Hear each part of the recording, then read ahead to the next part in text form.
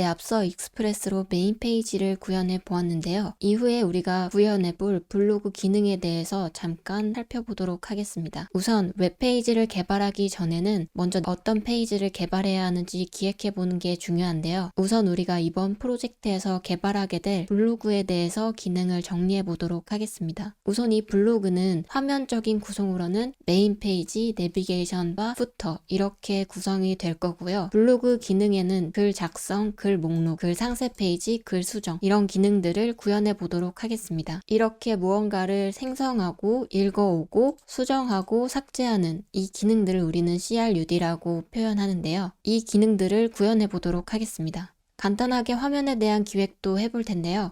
우선 페이지의 메인 화면에서는 작성된 글들이 나열되어 있는 이런 부분이 중간에 들어오게 될 거고요. 상단에는 내비게이션 바가 존재함으로써 메인 로고, 글 작성 버튼이 상단에 존재하게 됩니다. 메인 로고를 클릭했을 때는 우리가 일반 웹사이트처럼 메인 페이지로 돌아오게 되는 거고요. 만약에 글을 작성하게 된다면 이 글 작성 버튼을 눌렀을 때 여기로 이동을 하게 되고 글 작성은 글 제목, 내용, 작성일을 통해서 작성을 하게 되고 작성을 완료하게 된다면 그 작성 완료 내용을 상세 페이지를 통해서 볼 수 있게 됩니다. 만약에 작성 취소를 누를 경우에는 다시 메인으로 돌아오게 되겠죠. 그리고 글 목록에서 하나의 게시글을 눌렀을 때 그 글 내용을 확인할 수 있는 상세 페이지로 이동하게 되고요. 여기서는 글 내용을 수정할 수 있게끔 구현해 보도록 하겠습니다. 네, 우선 다시 코드 에디터로 돌아와서 메인 페이지 화면을 구성한 다음 그 화면을 보내주는 작업을 해보도록 하겠습니다. 우리가 웹페이지의 화면을 표현해 줄 때 HTML 파일을 사용하게 되는데요. 우선 간단하게 HTML 코드를 통해서 화면을 전송해 줄 수 있습니다. 여기 부분을 우선 주석 처리해 주시고요.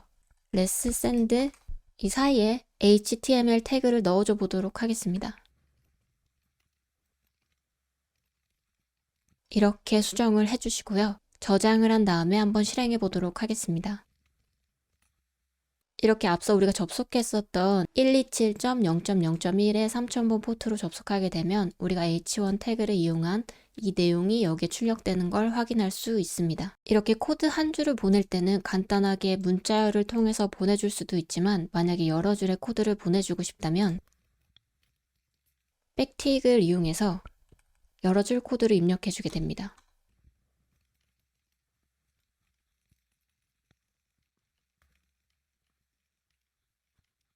이렇게 수정을 한 다음에 서버를 다시 정지시켜 주시고 다시 실행해 보도록 하겠습니다. 그럼 여기 접속했을 때 다시 리프레시 버튼을 눌러주게 되면 여러 줄의 HTML 코드가 전송된 것을 확인할 수 있습니다. 그런데 매번 이렇게 여러 줄의 코드를 입력하는 건 꽤 번거로운 작업이 되는데요. 그래서 우리는 보통 HTML 파일을 새로 만들어서 그 파일 자체를 전송해주는 방법을 사용하기도 합니다. 우선 우리가 메인 페이지를 나타내는 main.html 파일을 만들어줘야 하는데요. 보통 웹 프로젝트 안에서는 public이라는 폴더를 따로 만들어줘서 정적 파일을 관리하게 됩니다. myApp이라는 곳 안에 public이라는 폴더를 하나 만들어주고요.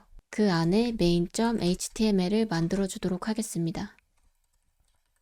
그런 다음 코드 에디터에서 제공하는 기본 기능을 사용해서 간단하게 코드 구조를 만들어 주고요. 타이틀에도 메인 페이지, 바디에도 h1 태그를 이용해서 메인 페이지라는 걸로 코드를 수정해 보도록 하겠습니다. 저장을 해주시고요. 우리가 이렇게 public이라는 폴더 안에 main.html 파일을 만들게 되었으면 이제 이 파일을 전송해 주어야 하는데요. 이제 이 get 요청 이후에 우선 이 코드 내용을 지운 다음에 response 안에 send file이라는 명령어를 사용해 주도록 하겠습니다. 이 send file 안에는 어떤 경로의 파일을 보내줄 건지 그 위치를 나타내 주어야 하는데요. 우선 우리가 dir name 이후에 public 안에 main.html 이렇게 입력을 해주도록 하겠습니다. 그런데 이 dir name을 사용하기 위해서는 원래 pass 모듈을 임포트 해주어야 하는데요.